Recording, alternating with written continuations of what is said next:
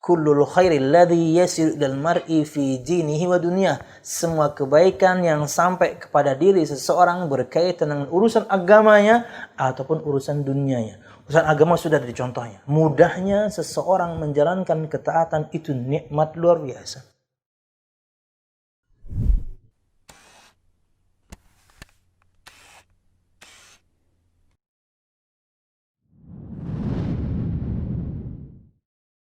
Assalamualaikum warahmatullahi wabarakatuh. Innal hamdalillah nahmaduhu wa nasta'inuhu wa nastaghfiruh wa na'udzu billahi min shururi anfusina wa min sayyiati a'malina. May yahdihillahu fala mudilla lahu wa may yudlil fala hadiya lahu. Asyhadu an la ilaha illallah wahdahu la syarika lah wa asyhadu anna Muhammadan abduhu wa rasuluh. Qala Allah Ta'ala fil Qur'anil Karim, a'udzu billahi minasy syaithanir rajim. Ya ayyuhalladzina amanu taqullaha haqqa tuqatih wa la tamutunna illa wa antum muslimun. يا أيها الناس اتقوا ربكم الذي خلقكم من نفس واحدة وخلق منها زوجها وبث منهما رجالا كثيرا ونساء واتقوا الله الذي تساءلون به والأرحام إن الله كان عليكم رقيبا.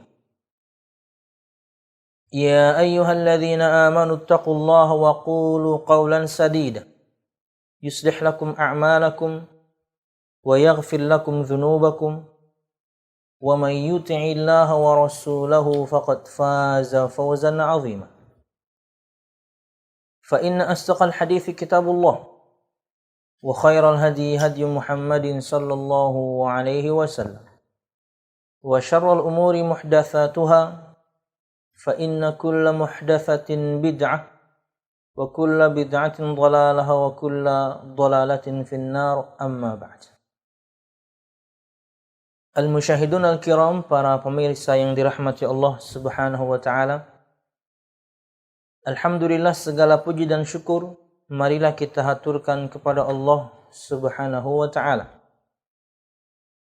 Kemudian salawat serta salam semoga selalu tercurahkan kepada junjungan besar Nabi kita Muhammad sallallahu alaihi wasallam, juga beserta para sahabatnya, keluarganya, dan segenap kaum muslimin yang selalu istiqamah berpegang teguh dengan Islam sampai hari kiamat kelak.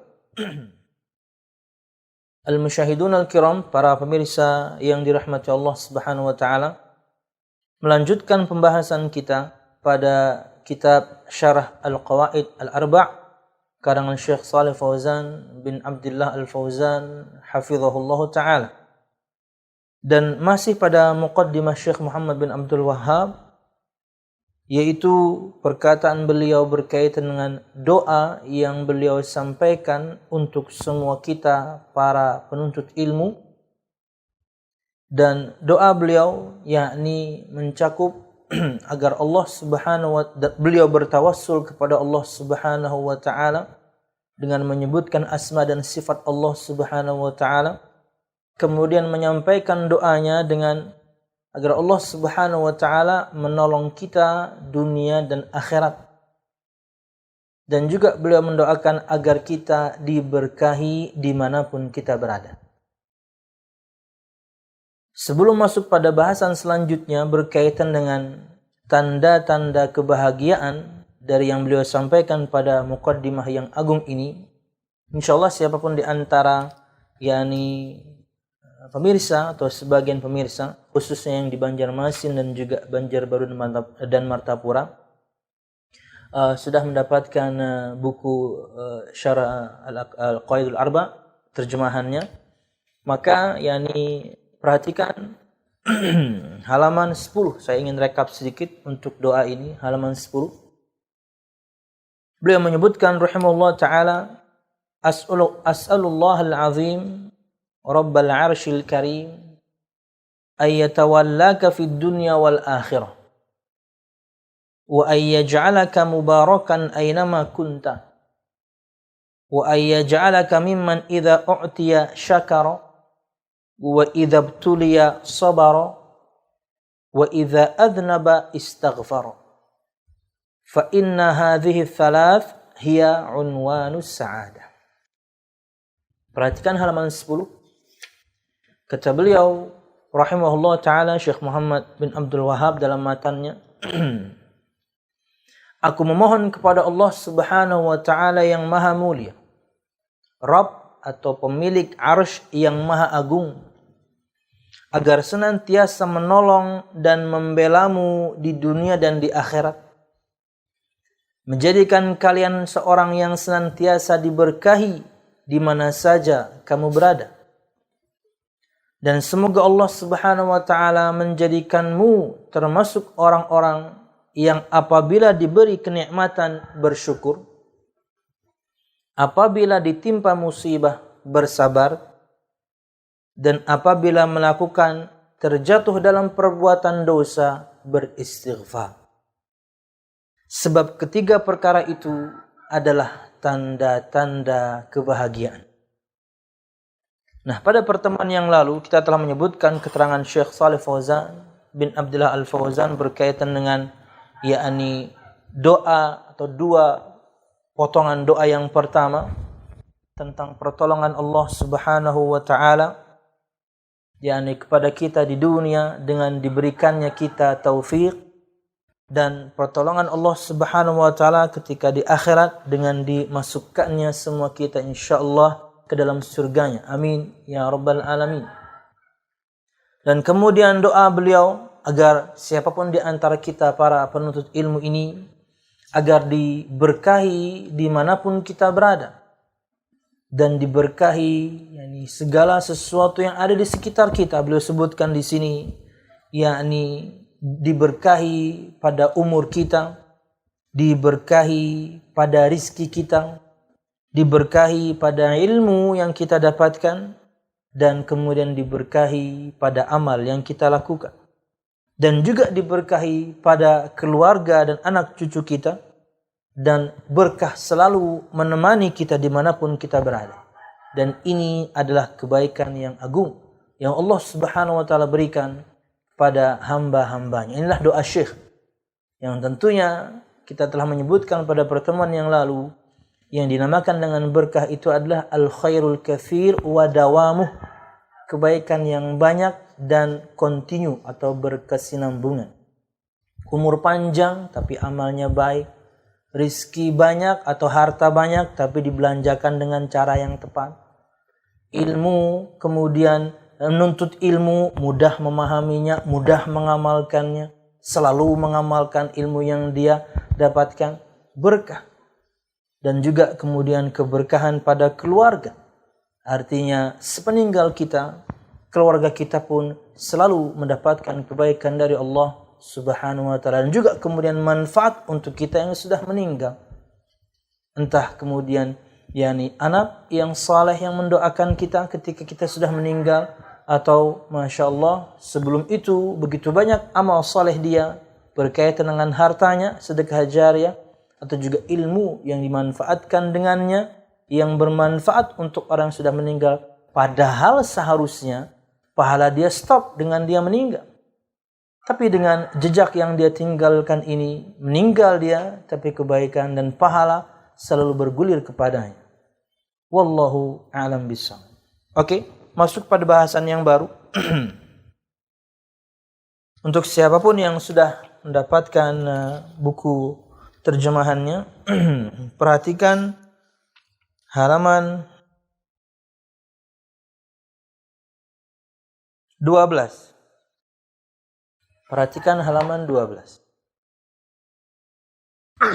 Masih berkaitan dengan doa Syekh yang agung pada muqaddimahnya. Kata beliau, qala wa ayyaj'alaka mimman idza u'tiya syakara. Doa Syekh yang ketiga setelah doa agar kita diberikan pertolongan dunia akhirat, agar kita menjadi orang yang diberkahi dimanapun kita berada, wa ayyaj'alaka mimman idza u'tiya syakara. Dan semoga Allah Subhanahu wa taala menjadikan kamu sebagai orang yang dan semoga Allah Subhanahu wa taala menjadikan kamu orang yang apabila diberi nikmat bersyukur. Doa Syekh berikutnya adalah agar siapapun di antara kita ketika diberikan kenikmatan oleh Allah Subhanahu wa taala selalu bersyukur. Perhatikan keterangan dari Syekh Shalih Fauzan bin Abdullah Al-Fauzan. Khilaful ladzi idza u'tiya kafara an-ni'mata wa bataraha.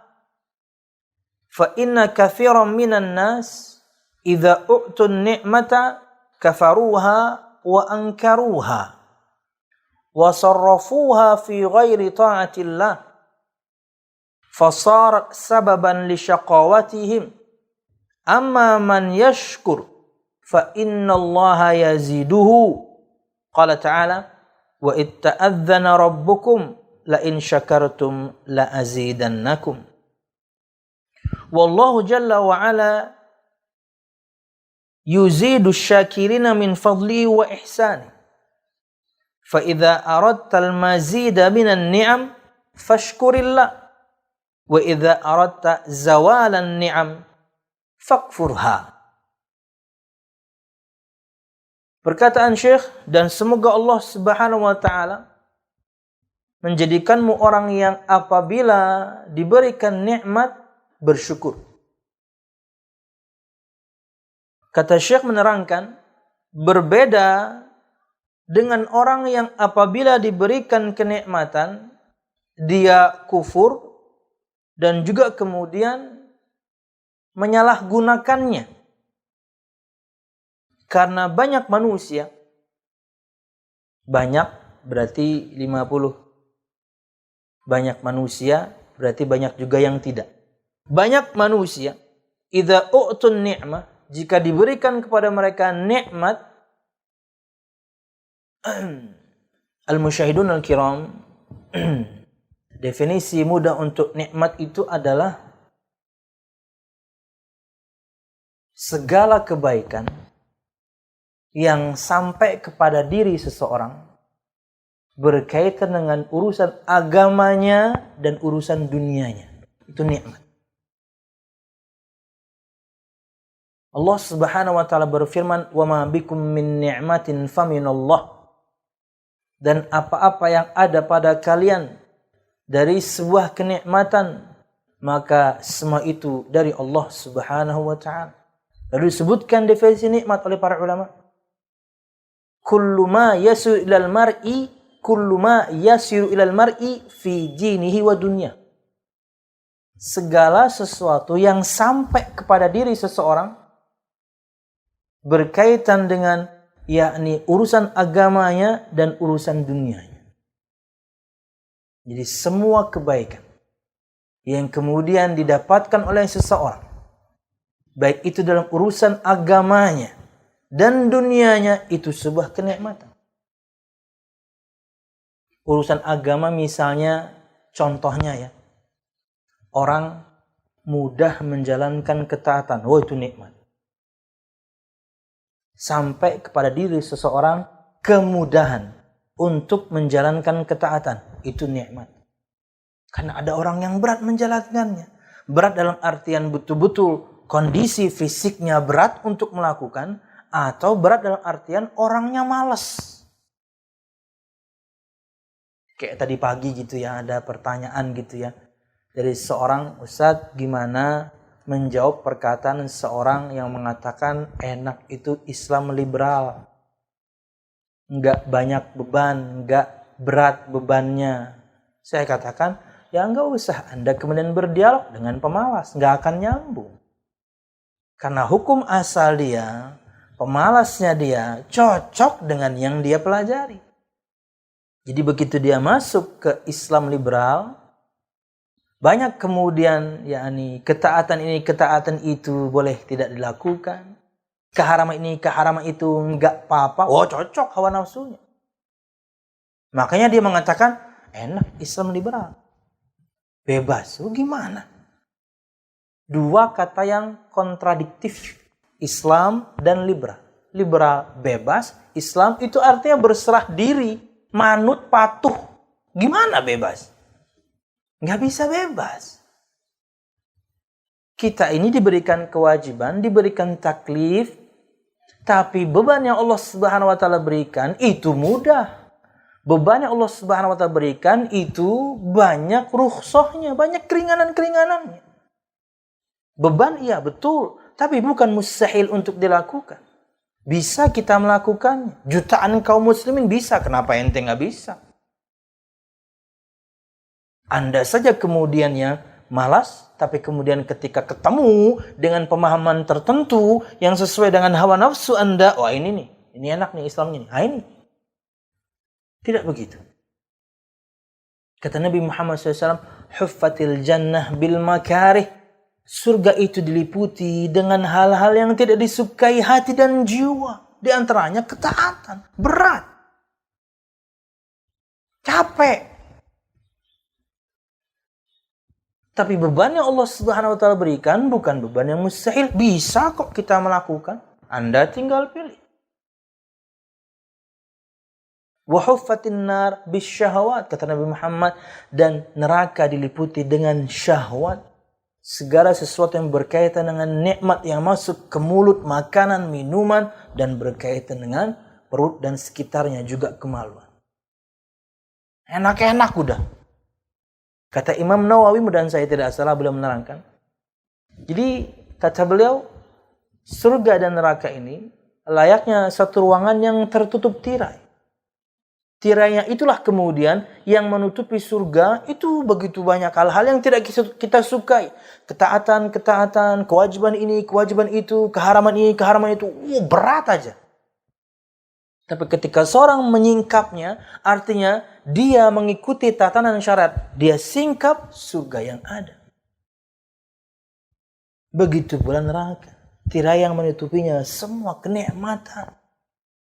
Anda singkap dia, artinya Anda pakai semuanya, Anda gunakan semuanya, Anda maksimalkan semuanya. Keharaman ini, keharaman itu, tinggalkan kewajiban ini, tinggalkan kewajiban itu. Artinya Anda membukanya, kata beliau, dan nerakalah kemudian isinya. Wallahu a'lam bishawab. Oke. Yani itulah definisi nikmat ya. Saya tadi ingin terangkan definisi nikmat. Kullul khairil ladzi yasiru ilal mar'i fi dinihi wa dunyah. Semua kebaikan yang sampai kepada diri seseorang berkaitan dengan urusan agamanya ataupun urusan dunianya. Urusan agama sudah ada contohnya. Mudahnya seseorang menjalankan ketaatan itu nikmat luar biasa. Mudah dalam artian betul-betul dia dalam keadaan sehat walafiat bisa menjalankan semuanya sesuai tatanan. Karena ada orang kemudian yang mungkin nggak bisa berdiri, nggak sempurna nikmat ibadahnya. Nggak bisa duduk, nggak sempurna nikmat ibadahnya, rebahan kok. Atau betul-betul ada orang yang kemudian malas untuk menjalankan ketaatan kepada Allah Subhanahu wa taala. Mudahnya Anda menjalankan ketaatan kepada Allah, nikmat. Itu dalam urusan agama. Itu contoh saja. Atau dalam urusan duniawi, apapun itu, ya, dalam urusan duniawi, alhamdulillah masih memiliki orang tua, alhamdulillah memiliki pasangan, alhamdulillah memiliki anak, alhamdulillah memiliki tempat tinggal yang layak, kendaraan, nikmat semua. Ini yang didoakan oleh Syekh, agar kamu menjadi orang yang apabila mendapatkan nikmat dalam urusan agamamu, dalam urusan duniamu, bersyukur. Gimana bentuk bersyukurnya? Ya jalankan ketaatan dong. Kata Syekh Utsaimin menerangkan dalam syarah Al-Arba'in An-Nawawiyah, terkadang orang tidak keluar dari lisannya kata syukur. Tapi ketika dia menjalankan ketaatan kepada Allah Subhanahu wa taala, itu bukti dia bersyukur. Memang harusnya sih tiga-tiganya ya, biar maksimal gitu ya. Hatinya meyakini yakni akan bahwasanya Allah Subhanahu wa taala yang maha memberikan nikmat, semua nikmat ini dari Allah, hati meyakini. Lisannya kemudian berucap, alhamdulillah bi ni'matihi tatimmus shalihat. Kemudian praktek anggota badannya, dia menjalankan ketaatan dan meninggalkan kemaksiatan. Itu bukti dia syukur. Terkadang tidak keluar dari lisan ini kata alhamdulillah bi ni'matihi tatimmus shalihat, tapi prakteknya dia menjalankan ketaatan, meninggalkan larangan, itu bukti dia bersyukur. Takwa itu bukti syukur. Nah, kata Imam, wa ayyaj'alaka mimman idza u'tiya syakar. Agar Allah Subhanahu wa taala, atau semoga Allah Subhanahu wa taala menjadikan kamu orang yang apabila mendapatkan kenikmatan bersyukur. Doa dari dari Imam Muhammad bin Abdul Wahhab. Kata Syekh Shalih Fauzan, berbeda dengan orang yang diberikan nikmat kemudian dia mengkufurinya dan menyalahgunakan. Karena sesungguhnya banyak manusia, berarti banyak juga yang tidak. Jika diberikan kenikmatan, mereka mengkufurinya, mengingkarinya, dan kemudian memalingkannya kepada selain ketaatan kepada Allah Subhanahu wa taala. Nah, ini dapat nikmat harta misalnya, tapi membelanjakannya salah. Yang haram-haram yang dibeli. Kata saya, banyak orang yang seperti ini. Tapi berarti banyak juga yang enggak. Lain kalau beliau mengatakan kebanyakan manusia, oh itu berarti lebih banyak. Tapi kalau banyak yang ketika diberikan nikmat itu kufur, ingkar, bahkan terkadang menafikan campur tangan Allah Subhanahu wa taala, sombong sekali gitu ya. Artinya semua harta yang saya dapatkan ini, contoh nikmat harta, semua harta yang saya dapatkan ini ya jerih payah saya yang kerja kok. Kerja keras, peras keringat banting tulang, ini hasil saya, nggak ada campur tangan Tuhan di sini. Sombong banget. Subhanallah, padahal kehidupan dia hidup kemudian bisa mengais rezeki, itu siapa yang ngasih? Ruh Anda itu siapa yang ngasih? Cabut, selesai Anda. Dengan sombongnya kemudian seorang mengatakan, ini jerih payah saya. Makanya orang kalau khatam membahas bahasan yakni iman kepada takdir, itu kalau dapat nikmat dia tidak akan lupa diri. Kalau dapat musibah dia yakni kemudian akan bersabar. Ini yang akan kita bahas juga. Kenapa? Bahasan masalah takdirnya sudah khatam. Karena kalau enggak orang akan sombong. Ketika dapat nikmat, sombong, lupa diri, lupa kepada siapa yang memberikan nikmat sebenarnya. Kalau dapat musibah, mencaci maki kerjanya, mencaci maki Tuhan. Pas kemarin dapat nikmat, Tuhan enggak disertakan. Sekarang dapat musibah, mencaci maki Tuhan. Lo gimana? Ketika dapat nikmat tidak ada campur tangan Allah Subhanahu wa taala, ketika Anda dapat musibah Anda caci maki Allah Subhanahu wa taala. Tidak seperti itu. Makanya orang kalau betul-betul faham akan masalah takdir, dia tahu semua yang dia capai sampai detik ini, betul, dia menjalani sebab-sebabnya. Tapi Allah kemudian yang berikan itu. Allah yang sudah tentukan untuk Anda hal tersebut dengan sebab-sebab yang sudah Anda tapaki. Anda belajar, Anda kuliah, Anda punya istilahnya ijazah ini itu. Di antaranya mungkin manajemen misalnya. Akhirnya Anda pintar memanage usaha, manage uang. Anda jalani memang. Tapi Allah yang mudahkan untuk Anda, bukan begitu? Akhirnya Anda tidak menjadi orang yang sombong. Kaya, tapi rendah hati. Kenapa? Ini semua titipan dari Allah. Mantap. Amanah. Saya dapat cerita ya, langsung nih, dari orangnya. Dia menceritakan bagaimana bosnya lupa akan hal ini. Akhirnya kemudian tidak mengeluarkan zakat. Untuk apa saya keluarkan zakat? Saya cari capek-capek. Masa kemudian saya keluarkan zakat bagi orang sana sini? Dalam hitungan waktu yang sangat pendek, habis semua hartanya. Sampai harus ngutang sana sini. Ya. Allah cabut sebentar doang. Allah ambil sebentar aja harta kita itu. Kalau kita sombong. Sebentar habis. Banknya kah tempat kita menyimpan misal dilikuidasi, kemudian nggak dibalikin? Atau dirampok kah misalnya? Macam-macam. Gampang bagi Allah mengambil sekejap jika kita sombong. Jangan. Syukuri. Dan kemudian tunaikan kewajibannya. Yang wajib sudah, tunaikan yang sunnahnya.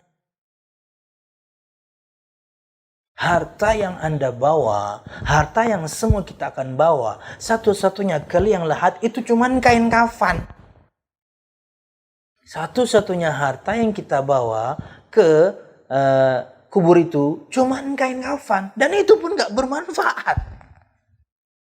Buat apa kain kafan?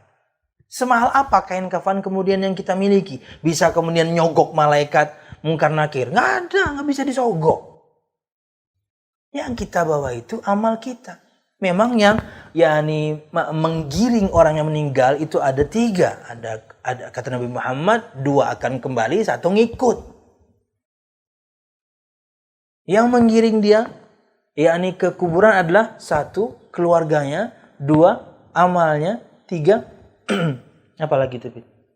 Teman-temannya ya. Entar. Keluarganya, amalnya, yatba'ul mayyit. Lupa saya riwayatnya. Belum minum kayaknya. Iya kayaknya hartanya ya.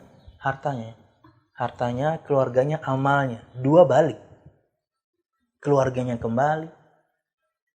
Hartanya balik. Bahkan mungkin istrinya, kalau sudah habis idahnya dinikahin orang, hartanya dibagi ke ahli waris. Yang ikut dia ke liang lahat hanya amal. Harta ada sih yang ikut, ya kain kafan itu doang. Kalau tidak dari sekarang kemudian kita beramal, kita nggak punya yang kita bisa bawa nanti. Wallahu alam bissawab. Lanjut ya. Karena sesungguhnya banyak orang apabila diberikan kenikmatan mereka mengkufurinya, mengingkarinya, dan memalingkannya kepada selain ketaatan kepada Allah. Makanya kita sebutkan di pertemuan yang lalu, ujian orang yang memiliki harta yang banyak itu berat. Kenapa? Yang mahal-mahal tapi haram-haram dia bisa beli. Berat.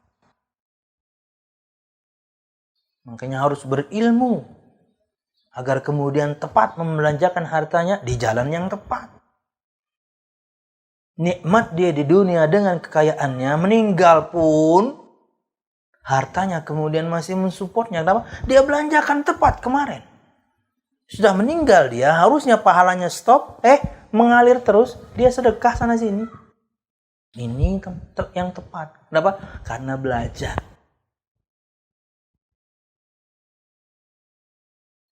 Wallahu a'lam bishawab. Sarrafuha fi ghairi ta'atillah. Mereka memalingkan nikmat tersebut di selain ketaatan kepada Allah Subhanahu wa taala. Nikmat apapun. Nikmat kesehatan misalnya. Harusnya ketika kita mendapatkan kesehatan, maksimalkan dalam ketaatan. Karena sehat. Nikmat kesehatan, nikmat pasangan misalnya. Nikmat. Maksimalkan. Yang perempuan maksimalkan bakti Anda pada suami. Yang laki-laki maksimalkan tugas Anda sebagai laki-laki bertanggung jawab dan menafkahinya. Anda sebagai anak maksimalkan bakti Anda pada orang tua. Anda sebagai orang tua maksimalkan nikmat ini, memiliki anak ini untuk mendidik mereka jadi anak yang saleh. Maksimalkan. Itu bukti kita bersyukur. Bukan malah diabaikan. Sudah punya pasangan yang halal, selingkuh. Dapat rezeki harta yang banyak, dibelanjakan di jalan yang tidak tepat. Dapat nikmat anak, kemudian diabaikan, ditelantarkan. Bukan satu bukan 100, 200, bukan juga ribuan, jutaan orang, khususnya jutaan wanita ya. Mungkin di detik yang sama, di tengah malam itu berdoa kepada Allah Subhanahu wa taala agar diberikan anugerah anak. Karena dia sehat, suami sehat, tapi belum punya anak. Mereka mendambakan itu. Kita yang punya malah kemudian gak kita urus. Dunia aja. Pergi pagi anak-anak belum bangun, pulang malam anak-anak sudah tidur. Gak ketemu sama anak. Presiden aja bukan dia, Pit. Sibuknya luar biasa. Presiden bukan, Panglima TNI bukan, ya. Ketua RT aja bukan, Pit. Sibuk banget, subhanallah. Sampai tidak ada waktunya untuk anaknya, untuk istrinya. Untuk bersendau gurau, untuk bercengkrama. Hak mereka tidak Anda berikan. Pelajaran yang mereka dapatkan sehari-hari ini, kita berbicara di luar masa pandemik kemarin ya. Itu mereka ingin tampilkan ke Anda sebagai ayah. Bah, tadi belajar ini, bah. Bah, tadi hafalan ini, bah. Mereka ingin sampaikan itu. Mereka ingin apresiasi dari Anda. Nggak bisa mereka sampaikan, kenapa? Ketika pulang sampai malam mereka ngantuk nunggu abahnya. Nggak datang-datang abahnya. Sampai 2 kali lebaran nggak datang. Itu Bang Toyib ya. Subhanallah. Padahal Anda duduk santai dengerin. Nikmat sekali. Anda tahu perkembangan anak. Mereka kemudian bahagia menyampaikan ke orang tua. Tapi kan itu semuanya urusan istri. Gimana urusan istri? Anak Anda 7. Ditungguin semua. Gempor istri Anda. Nanti kemudian Anda pulang, Anda minta layanan istri. Nggak bisa, dia udah habis waktunya. Marah sama istri. Padahal istrinya betul-betul sudah sangat lelah, capek. Wallah bisa. Sisihkan waktu. Tapi jangan waktu sisa. Ini nih hikmahnya, hikmah pandemik ini ya. Banyak para keluarga di rumahnya. Ini. Buat bayar yang kemarin-kemarin Anda jarang di rumah sekarang nih. Anda tuntun mereka belajar, Anda tuntun mereka menghadapi ujian, Anda tungguin mereka ngajinya, belajarnya, setoran hafalannya. Sekarang, hikmah. Mesti ada hikmah dari kejadian ini, yaitu diantaranya. Banyak para keluarga sekarang bisa jadi imam, sekarang mereka harus menambah hafalan. Ya, bahkan mungkin sebagian diantaranya kemarin belajar khutbah kan? Hikmah. Luar biasa. Wallahualam bisa. Ulun pribadi ya, dan teman-teman kru, ulun tanya juga, khususnya teman-teman kru yang sudah menikah ya. Terkadang keluhan itu muncul dari keluarganya, khususnya anak-anaknya. Abah nggak ada terus. Sehari-hari ya dakwah seperti biasa. Tapi kalau weekend itu waktu mereka libur dan mereka ingin bersama keluarganya, bersama ayahnya. Kitanya safari dakwah. Ya, cukup menyedihkan terkadang.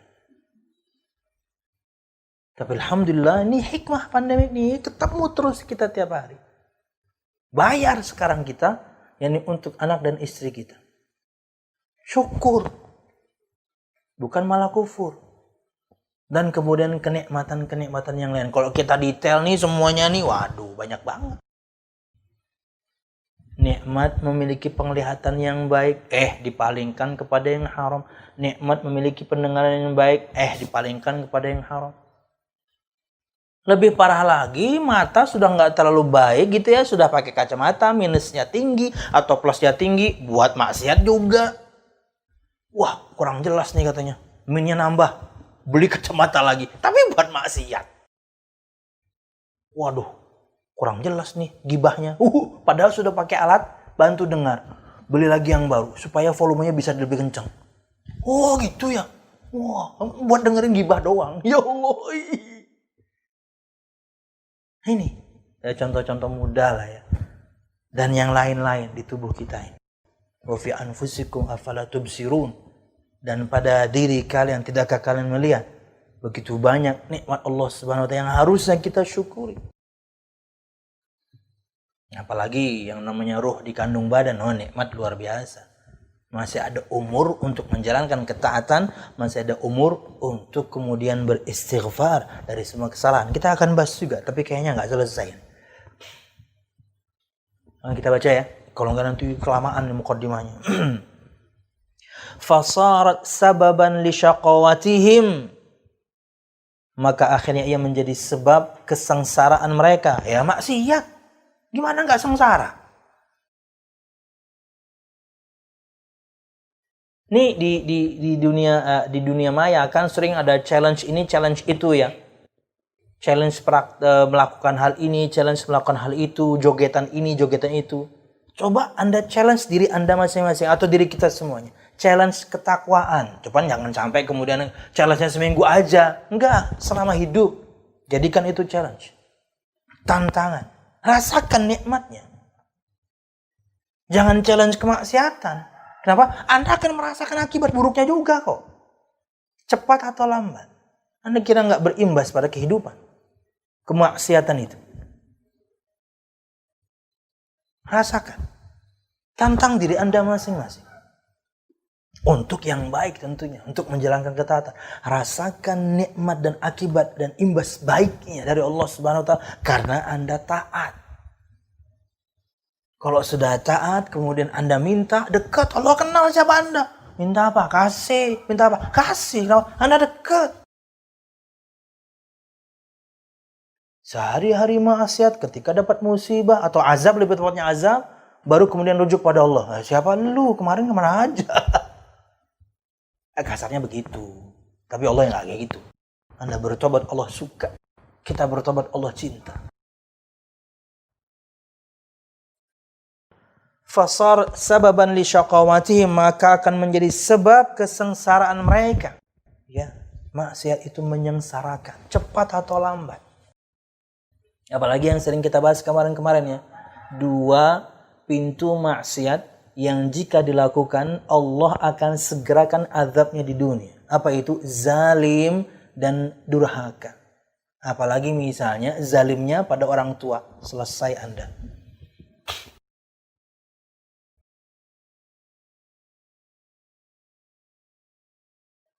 Al-musyahidun al-kiram, jangan sampai kemudian kita sengsara karena sebab perbuatan kita sendiri.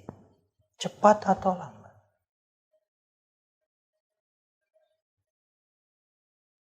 Contoh kasus misalnya, ya. Seorang suami mendapatkan, na'udzubillah, misalnya istrinya yakni berzina. Cepat atau lambat, ya tentunya yakni berakhir pada perceraian, karena tidak terjadi perceraian kecuali pasti ada dosa besar yang dilakukan oleh salah satu di antara mereka berdua. Itu pasti. Tidak terjadi perceraian kecuali mesti ada dosa besar yang dilakukan. Entah si suami, entah si istri. Dalam hal ini misalnya si istri. Na'udzubillah. Kehormatan perempuan setelah agamanya itu ada pada kemaluannya. Tidak dia jaga, nggak ada harganya udah. Berakhir cerai.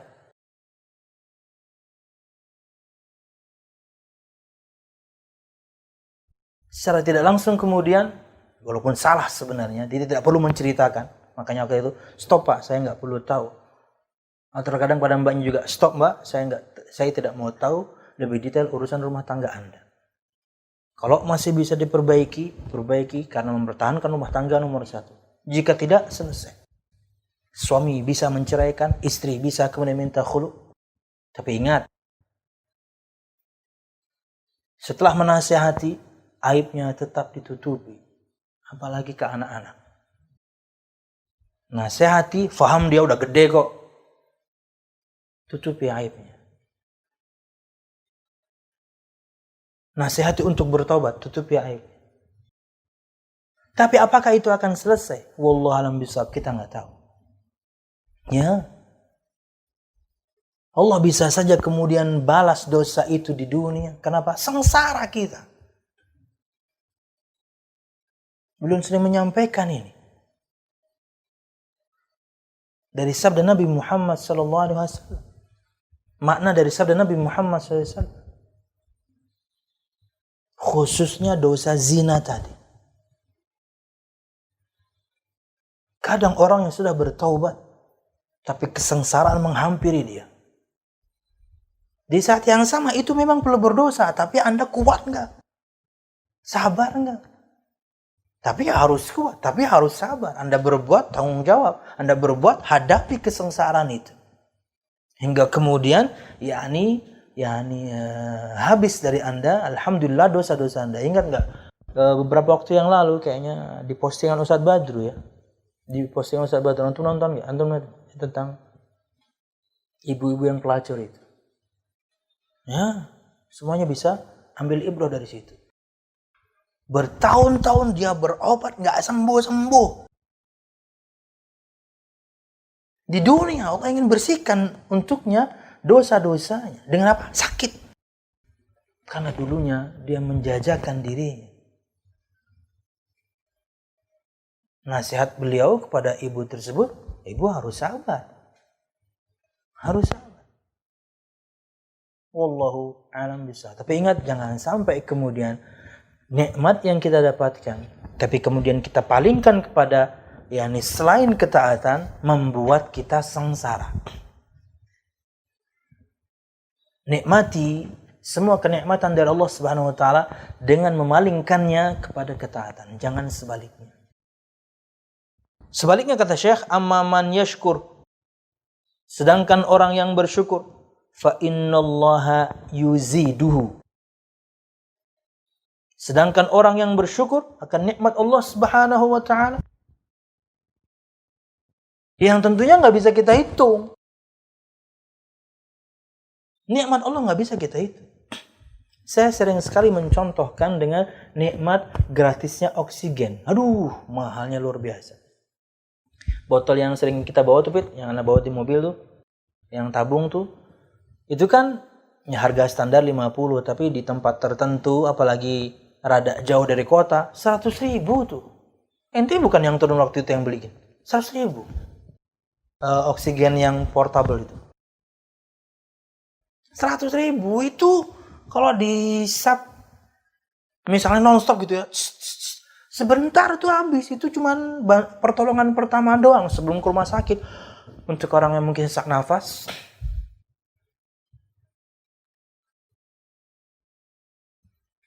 mahalnya luar biasa. Atau tabung gas, tabung gas. Sorry. Tabung oksigen yang kecil, yang di rumah sakit nggak biasa gede-gede tuh, yang kecil. Itu isi ulangnya di Banjarmasin ya, 110.000. Kok ketika dipakai dan dibuka, kita buka rada kenceng gitu ya, level 2 atau 3 gitu ya, biar rada kenceng masuknya.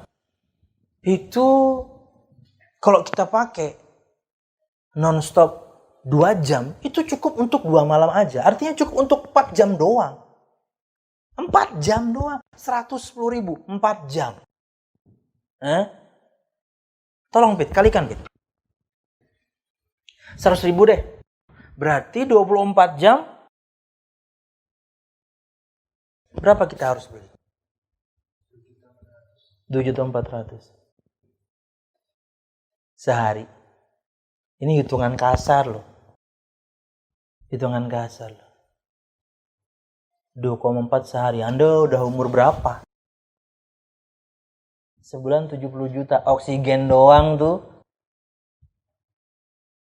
Makanya di antara keterangan Syekh Al-Utsaimin juga, dan ini contoh yang beliau sampaikan betul-betul free-nya, yakni oksigen kita untuk bernafas. Itu aja belum bisa kita syukuri.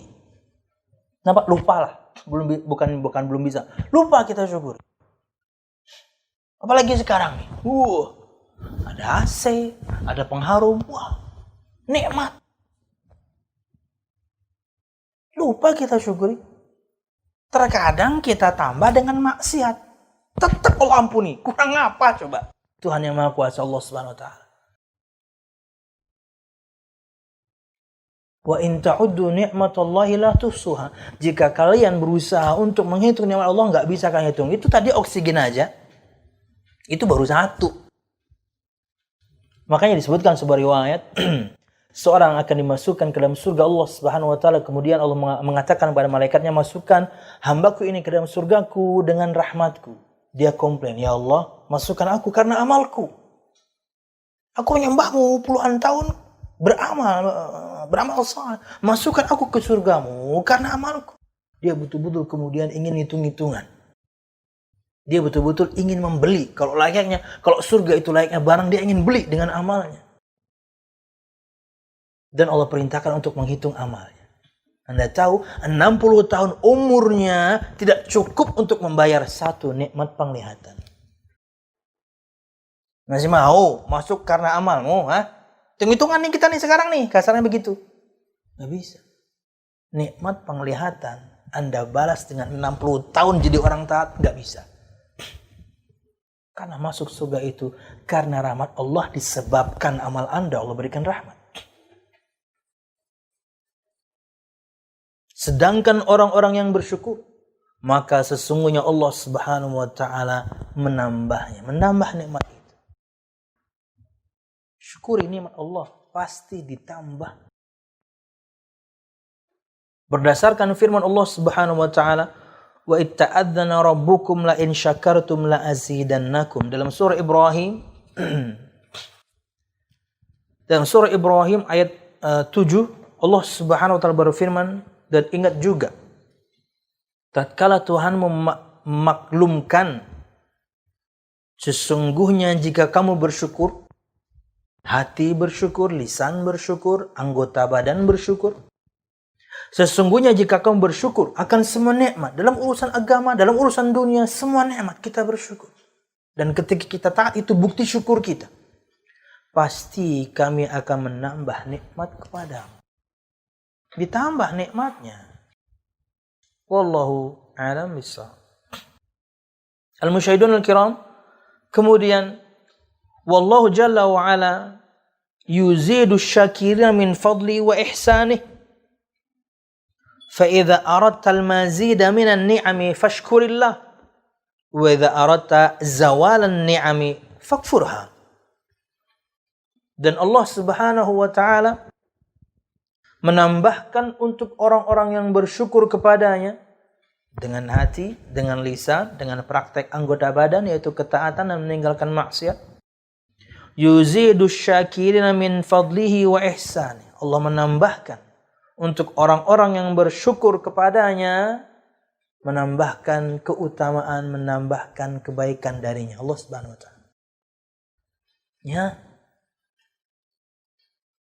Berkah akhirnya umurnya, nyambung nih sama sebelumnya nih. Berkah pernikahannya, berkah keturunannya, berkah umurnya. Kenapa? Karena dia bersyukur. Ini doa Syekh untuk semua kita para penuntut ilmu. Ditolong oleh Allah Subhanahu wa taala dunia akhirat. Artinya di dunia dapat petunjuk, di akhirat masuk surga.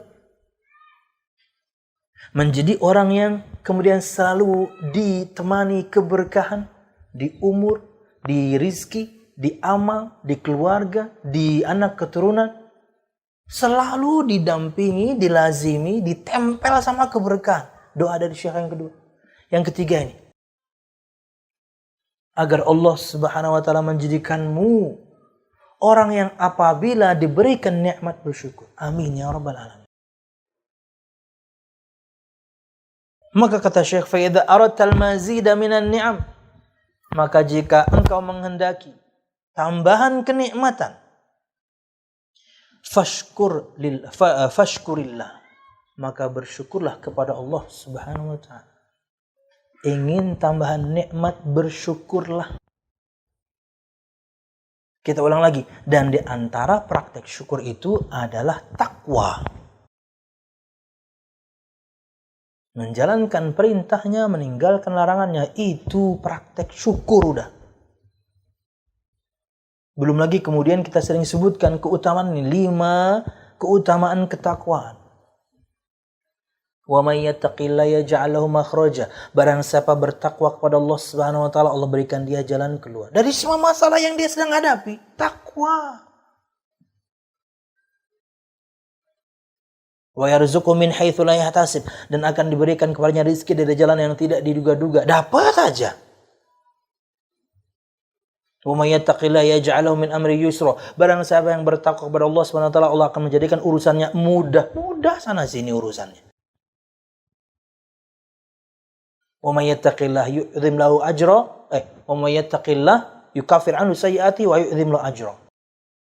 5 ayat pertama di surah At-Talaq. Barang siapa yang bertakwa kepada Allah Subhanahu wa taala, Allah akan mengampuni dosa-dosanya dan kemudian menambahkan yakni pahala untuknya.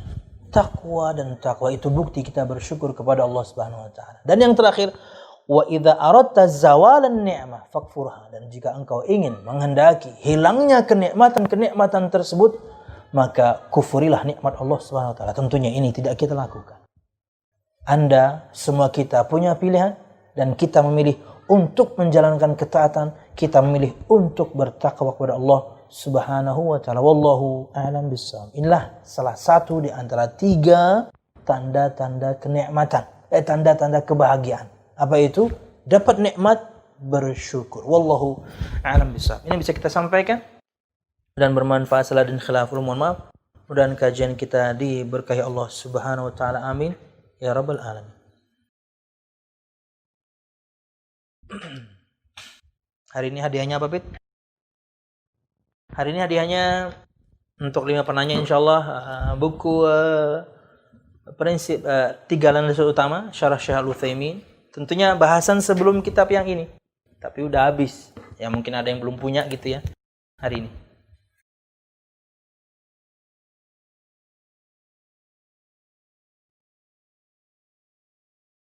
Untuk siapapun di antara pemirsa, khususnya yang di Banjarmasin, yang belum dapat buku ini, insya Allah kita lagi berusaha untuk pesan lagi, tapi saya belum dapat infonya apakah masih ada stoknya. Saya sudah pesan lagi, mudahan dapat ya. Jadi yang belum dapat sabar aja. Yang di Banjarbaru Martapura silahkan ke Mbak Mirza, kayaknya masih ada di Mbak Mirza. Tapi kalau yang di Banjarmasin kayaknya udah habis.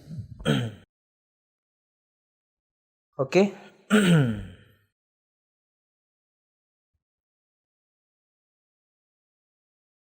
Assalamualaikum Ustaz. Waalaikumsalam.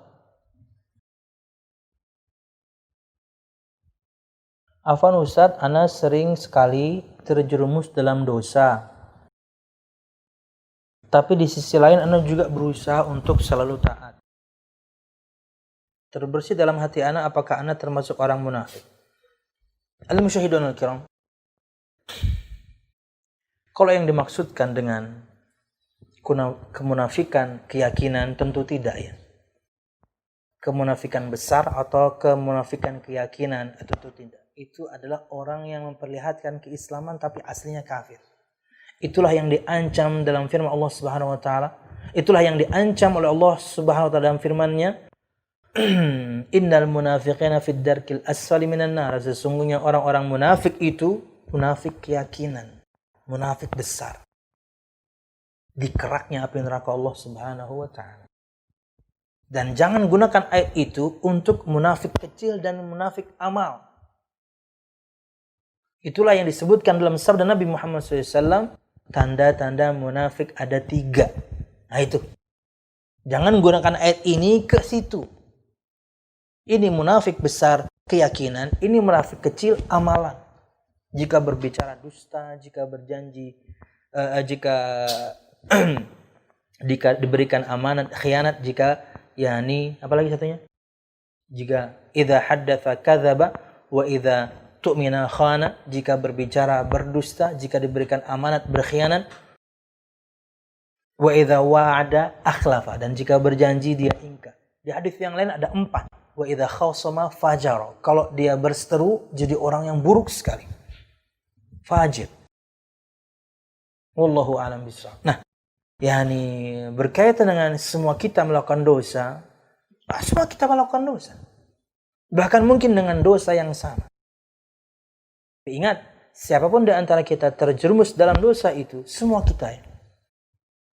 Berdasarkan sabda Nabi Muhammad SAW, kullu bani Adam khata'. Semua anak Adam itu selalu melakukan kesalahan. Bukan khati', bukan satu kali. Khata', selalu, sering. Makanya tadi ulun sebutkan dengan bisa jadi dengan dosa yang sama. Ma minkum min ahadin illa walahu dzambun ya'taduh. Kata Nabi Muhammad, tidak ada seorang pun di antara kalian kecuali dia punya satu dosa yang sering dia ulang-ulang. Wa khairul khatta'in at-tawwabun, dan sebaik-baik orang yang selalu bersalah, terjerumus pada dosa, adalah yang bertobat kepada Allah Subhanahu. Bertobatlah.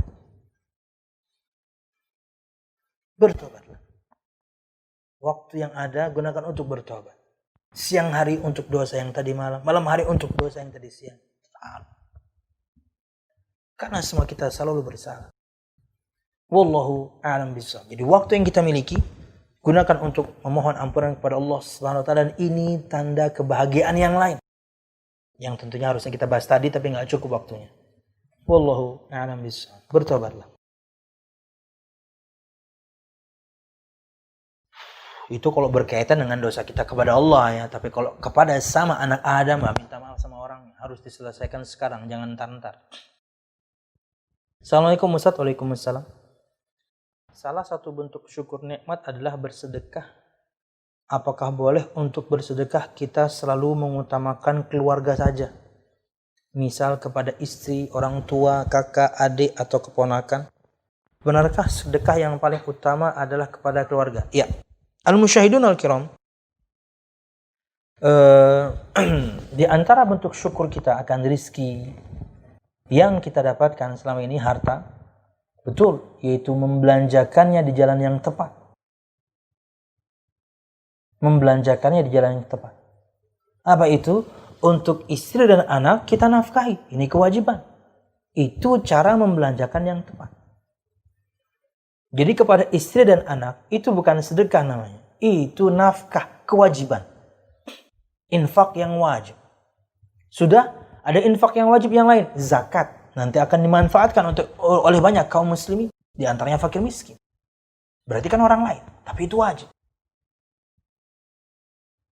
Sudah, alhamdulillah, masih lebih, baru kemudian infak, mengeluarkan harta yang sunnah, yaitu namanya sedekah. Apakah kemudian betul memberikannya kepada keluarga lebih utama? Betul. Kepada orang yang terdekat itu lebih utama. Tapi ingat, bukan ke istri, bukan ke anak, karena itu wajib. Ke orang tua juga enggak tepat. Kenapa? Harta kita itu milik orang tua. Anta wa maluka li abi, kamu dan hartamu milik orang tuamu. Bukan sedekah ke orang tua itu. Beliau pengen berapa kita kasih. Tapi kalau beliau kemudian tidak bisa memanage dengan baik, bantu untuk memanagenya. Apalagi orang sudah mulai tua, bingung dia. Anda kasih banyak, ngawur nanti belinya. Maksudnya ngawur nanti kemudian membelanjakannya. Maka Anda atur. Ke orang tua itu. Ini mungkin kepada yang lain. Paman, bibi, betul tuh. Saudara, paman, bibi. Orang-orang ring satu Anda. Keluarga. Betul, lebih utama. Wallahu a'lam bishawab. Karena untuk orang lainnya Anda sudah tunaikan zakat kan? Ya. Anda sudah tunaikan zakat, itu untuk orang lain. Tapi bisa jadi kemudian zakat itu yang tadi Anda keluarkan, ya keluarga Anda juga yang dapat. Bisa, kenapa? Keluarga Anda memenuhi syarat. Dia fakir, dia miskin, dia orang yang terlilit hutang dan lain-lain tuh yang 8 golongan, bisa. Jadi betul bahwasanya untuk keluarga dan karib kerabat lebih utama. Wallahu a'lam bishawab. Tapi ingat, disebutkan di sini jangan selalu. Ya sesekali bagi kepada yang lain. Kalau Anda nggak tahu titiknya, ya minta bantu teman. Kayak ulun misalnya ada sebagian orang gitu ya, ikhwan, akhwan bertanya, Ustaz, saya mau bayar fidyah kemana ya? Aduh, saya nggak tahu titiknya. Saya nanya teman. Di mana titiknya? Waduh Ustaz, di sana. Aduh Ustaz, lengkap. Tinggal minta bantu. Agar kemudian diberikan kepada orang yang tepat ya. Wallahu a'lam bishawab. Satu lagi ya, Pit. Satu lagi dan cepat nih. Biar genap 1 jam.